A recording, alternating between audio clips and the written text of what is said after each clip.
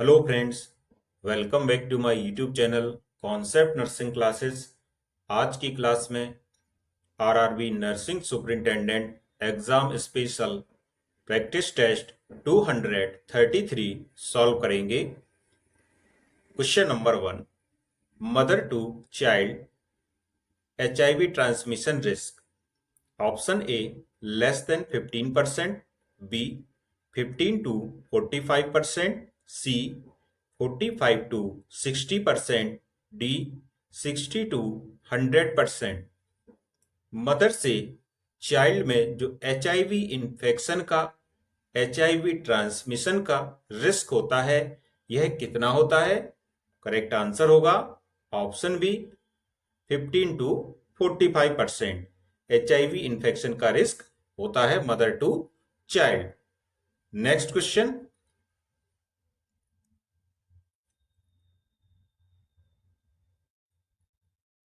एक 68 वर्षीय महिला लिम्फोसिटिक ल्यूकेमिया के कारण थ्रोम्बोसाइटोपिनिया के निदान के साथ हॉस्पिटल में भर्ती की जाती है। नर्स को पेशेंट को देना चाहिए। ऑप्शन ए एक प्राइवेट रूम, ताकि वह अन्य पेशेंट्स हेल्थ वर्कर्स को इन्फेक्टेड ना कर सके। ऑप्शन बी एक प्राइवेट रूम, ताकि अन्य मरीज एवं हेल्थ वर्कर उसे संक्रमित न कर सकें। ऑप्शन सी एक सेमी प्राइवेट रूम, ताकि उसे अस्पताल में भर्ती के दौरान स्टिमुलेशन मिल सके। ऑप्शन डी एक सेमी प्राइवेट रूम, ताकि उसे उसकी बीमारी के संबंध में अपने अनुभवों को व्यक्त करने का अवसर मिल सके। तो यहाँ पर एक महिला है जिसकी उम्र 68 वर्ष है और लिम्फोसिटिक ल्यूकेमिया के कारण वह अस्पताल में भर्ती की जाती है। तो इसमें जो लिम्फोसिटिक ल्यूकेमिया का अर्थ होता है कि इस महिला में नॉर्मली आप कह सकते हैं एक प्रकार का ब्लड कैंसर है, और इस पेशेंट को बचाया जाता है कि उसको इन्फेक्शन ना हो पाए, इसीलिए उसको एक प्राइवेट रूम दिया जाता है, जिससे कि अन्य मरीज और जो हेल्थ वर्कर्स हैं उसको इन्फेक्टेड ना कर पाए। इसलिए यहां पर बी ऑप्शन करेक्ट हो जाएगा। नेक्स्ट क्वेश्चन की ओर चलेंगे। The normal central venous pressure from the following is. Option A 21 to 25 centimeter of water, option B 4 to 10 centimeter of water, option C 15 to 20 centimeter of water, 12 to 15 centimeter of water। Correct answer होगा इसका option B. जो central venous pressure होता है, इसका normal जो मान होता है यह होता है 4 to 10 सेंटीमीटर ऑफ वाटर, इसलिए यहां पर बी ऑप्शन करेक्ट हो जाएगा। अब हम लोग जो नॉर्मल सेंट्रल वीनस प्रेशर है, इसके बारे में जो एक्सप्लेनेशन है वो भी अभी देखते हैं। सेंट्रल वीनस प्रेशर को इंटरनल जुगुलर वेन के माध्यम से आगे बढ़ाए गए सेंट्रल वीनस कैथीटर का उपयोग करके मापा जा सकता है। तो एक तो बात होती है कि इसको कैसे नापते हैं। तो इंटरनल जुगुलर वेन के माध्यम से जो सेंट्रल वीनस कैथीटर डाल करके इसको हम लोग मेजर करते हैं। अभी नॉर्मल जो वैल्यू की बात हुई थी तो 4 से 10 सेंटीमीटर ऑफ वाटर है। अभी देखते हैं कि इसका क्लिनिकल यूज क्या है, क्यों ऐसा नापा जाता है central venous pressure. Monitoring central venous pressure is important in situations where fluid balance is critical. उन सिचुएशंस में, उन स्थितियों में जहां पर शरीर में फ्लूइड बैलेंस क्रिटिकल हो, फ्लूइड की कंडीशन क्रिटिकल हो जाए, जैसे कि शॉक की कंडीशन में, ऐसी कंडीशन में सेंट्रल वीनस प्रेशर मेजर किया जाता है। अब कौन कौन से ऐसे फैक्टर्स हैं जो कि सेंट्रल वीनस प्रेशर को इफेक्ट करते हैं, प्रभावित करते हैं? Cardiac output, total blood volume, venous compliance and position of the patient can all influence central venous pressure।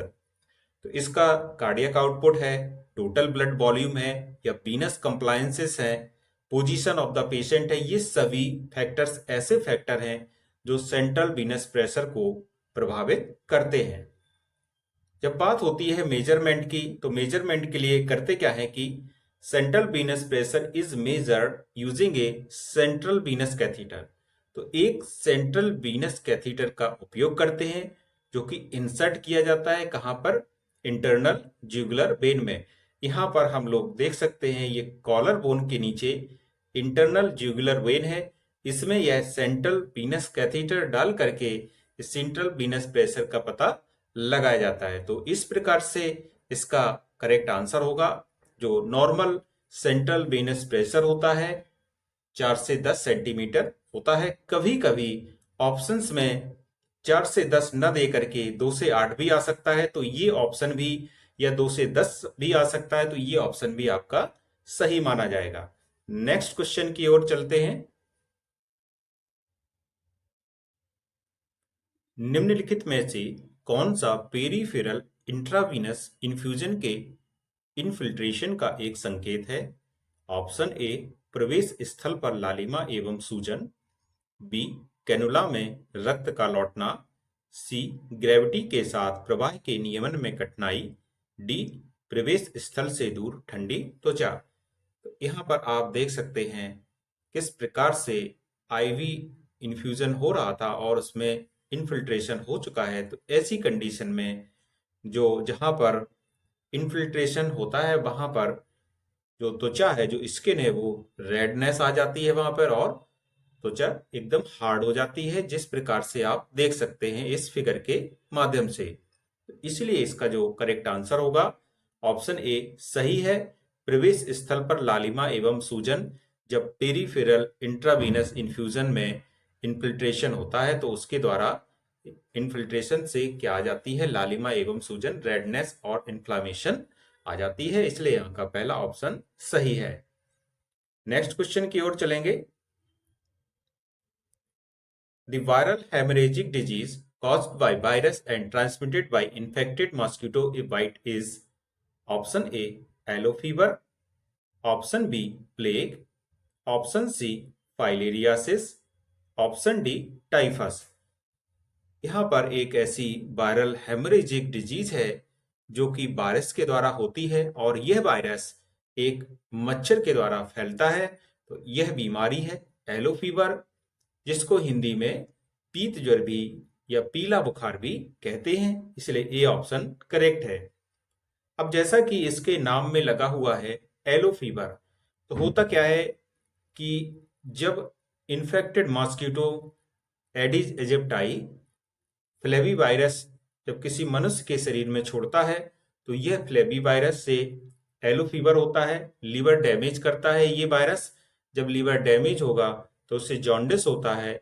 जब जॉन्डिस हो जाता है व्यक्ति के अंदर, तो उसकी जो स्किन है, उसकी जो आंखें हैं, वो पीले रंग की हो जाती है। इसलिए इस बुखार को येलो फीवर या पीतज्वर के नाम से भी जाना जाता है। Yellow fever is an acute viral hemorrhagic disease transmitted by infected mosquito. The yellow in the name refers to the jaundice that affects some patients. Yellow fever is caused by a virus that is found in Africa and South America. तो यह जो virus है yellow fever virus, यह Africa और दक्षिणी America में पाया जाता है, और वहां पर यह बहुत अधिक पेशेंट को परेशानी भी पहुंचाता है।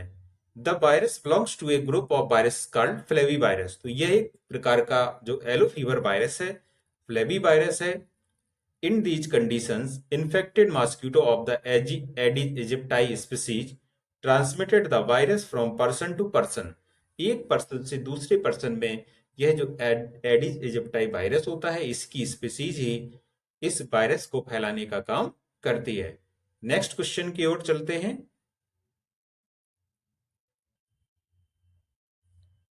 Which of the following is a volatile memory? Option A, RAM, option B, CD, option C, pen drive, option D, ROM. Computer में दो प्रकार की मेमोरी होती हैं। एक तो वह मेमोरी होती है जो स्थायी होती है, परमानेंट मेमोरी कहते हैं उसको, और एक होती है अस्थायी मेमोरी, जिसको कि हम लोग वोलेटाइल मेमोरी कहते हैं। तो मेमोरी दो प्रकार की होती हैं, परमानेंट एंड वोलेटाइल। तो यहाँ पर बात हो रही है वोलेटाइल मेमोरी की जो कम समय के लिए हो, तो ऐसी मेमोरी होती है रैम में, इसलिए इसका ऑप्शन ए सही है, जिसका की फुल फॉर्म होता है random access memory. Next question,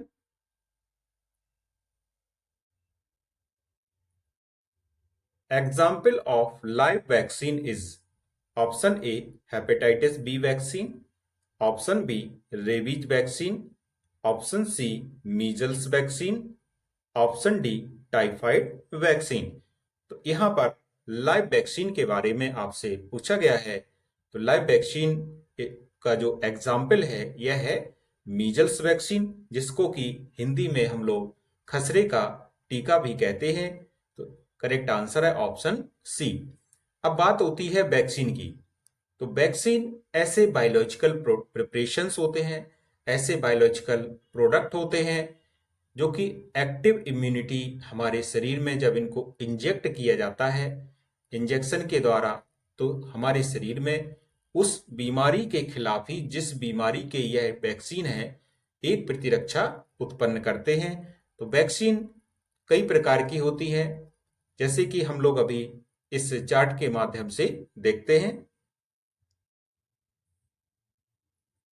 जब बात होती है टाइप्स ऑफ वैक्सीन की, तो लाइव एटेन्यूएटेड वैक्सीन हो गई है, इनएक्टिवेटेड और किल्ड वैक्सीन हो गई, सब unit purified antigen toxoid vaccine और आरएनए बेस्ड वैक्सीन।